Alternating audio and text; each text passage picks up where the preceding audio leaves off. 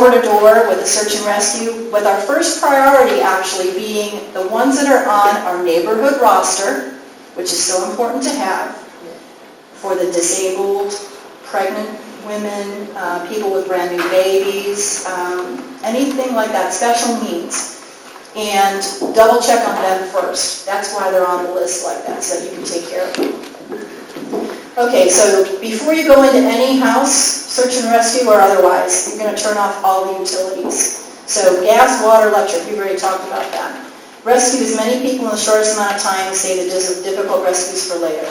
All right, last part before we actually get to the scenarios. So, as a commander and as a staff, you're going to use the resources of your neighborhood to respond to your incidents with priority. And that's where the commander comes into play. But remember, the commander is not a dictator. They should ask for input. Okay, so somebody comes in and says, you know, Mr. Jones is trapped under this big beam in his house. We need search and rescue that has cribbing ability. You know, so they've had the full training.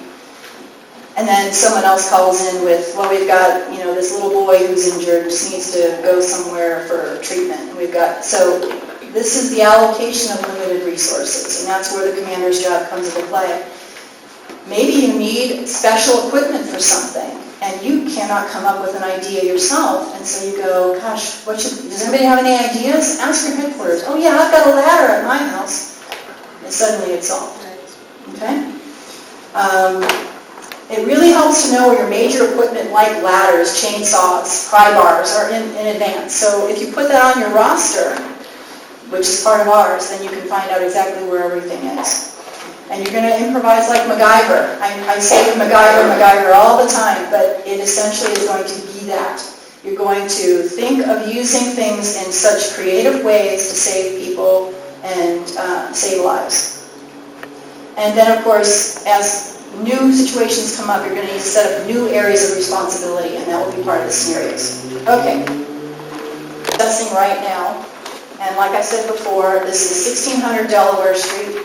It is the headquarter location. The group is called DelCal. So this first couple we're going to do with runners. So either we can simulate runners or we can actually have runners, but the information is going to come in either verbally or on paper. So your volunteer comes up to this table and says, hey, there's an unconscious man at the sidewalk at 1628 Delaware. Okay, there we go, our first situation. So then you say, well, sign in and volunteer. Take your whistle. Man, and what kind of training do you have? We'll take care of it. Okay, so how do we get the information back to the headquarters? Well, if you've got a runner who's standing here for just exactly this type of scenario, we can take, either I can run the information back, or I can use like sticky notes or a pad of paper or something, and I can write down exactly what's happening. Because when I go back here, it might be mayhem. The radios are going crazy, the commander is trying to juggle 6 different things. I don't want to be blurting out, unconscious man. I want to maybe have it on a piece of paper and hand it to somebody, and if there's a lull, or if I raise my hand and say, I've got something for you, then you get that, and you get your time to say your piece. So in this case, we're going to write it down. Because the other important thing is details. So I might not remember the address as I'm running back there because, you know, it's stressful. So what was it again? Oh, okay, and you asked to volunteer. It was 1628 Delaware. 1628 Delaware. And it's an unconscious man on the sidewalk. Unconscious man on the sidewalk. Okay, so you would take that off there, or you put a date and a time, right? Because we want to keep track of this, because these pieces of paper are now going to be our permanent documentation. Okay, so she's got 2:20, 7:25 p.m. And the runner, oh, and who it was that wrote the note. How important is that, too?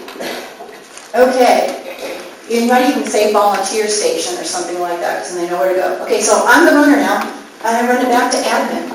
I say, hey, we got an unconscious guy, you know, and so you say, yay or nay, is it safe for me to go back into the headquarters? Is this important enough? We got another gateway.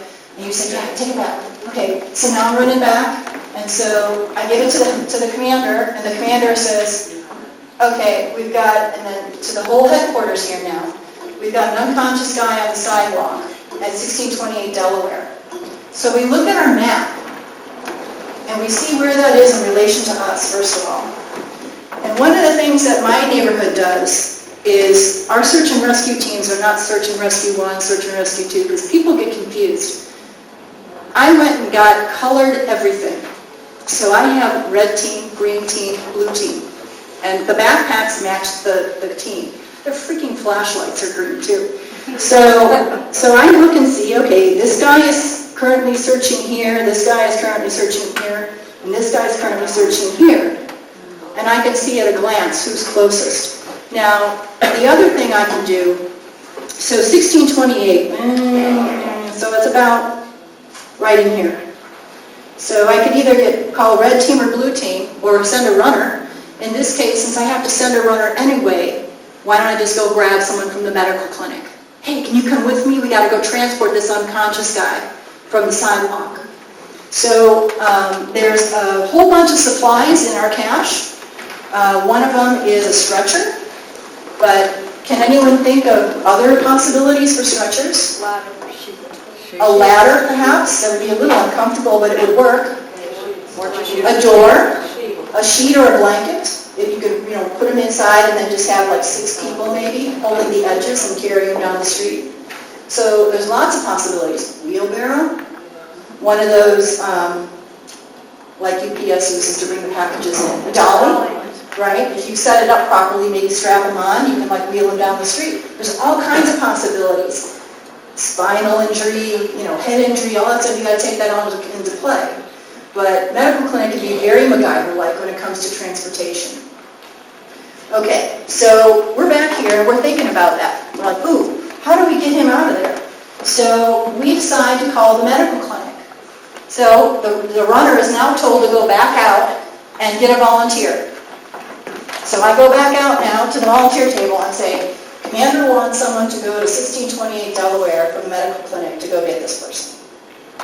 So now another runner or me has to go out and go find someone. But she's got a list of volunteers, so she knows who's sitting in the pool right now not doing anything. Maybe you're full up. You've got so many people you don't know what to do with. Yes, sir? If you have an unconscious person at 1628 Delaware, Berkeley, why aren't you calling 911? Okay. Why don't you just call 911? All right. The whole reason why we're doing this exercise is assuming everything is down. Because you would. Except how many other 1,000 to 10,000 people are trying to call 911 at the same time? And how many operators are there? Like 5, I think, in the whole city of Berkeley. So the phones may not work, landline or cell phone. Payphone also, by the way, is a separate system, which might work. And so if you don't have the ability to call out, that's what we're going through right now. We've already established that the phones are down and internet is down, everything's down. Yes? Whenever you hear about somebody down, they're always told, don't move them because you can hurt them. So what do you do about that? Okay, so the question was, if someone is actually down, you're told not to move them. Now this is everyday, non-disaster first aid, right? Because of course the ambulance is going to come and take them to the hospital. If the hospital is still standing, if the ambulance doesn't have a flat tire from running over all the debris that went to its first, emergency, you may not get that service for several days. So your clinic is going to have to figure out either if it's that critical to how to get them to Altabates or whatever. But your 1610 radio, which you have your people listening to and writing down all the messages that are happening, is telling you, Altabates is shut down, it's collapsed. These are the alternate clinic locations to bring your emergencies. And of course, you're not bringing your cuts or your broken bones, you're bringing head injuries and the stuff that needs immediate assistance. But the question I'm asking is, if you have someone down and you don't know what the... I'm sorry, I went off on another track. Yeah, so now we're talking disaster first aid. So the difference is there is no one to come in this situation, more than likely. You are a 911. So you have to decide, are you comfortable moving this person? Do you have the training? If you don't, talk to your headquarters and find someone who is trained and can assess it better. If you don't think you should move them, then don't. And get someone else who can look at it. Because there are techniques for keeping the spine aligned and all that, getting them onto, say, a door, a closet door or something, and then getting them to the clinic, keeping them on that door, by the way. So then, unfortunately it's uncomfortable, but their spine is aligned. If you think that's a problem. But again, in that situation, what is their chance of survival after 3 days or more?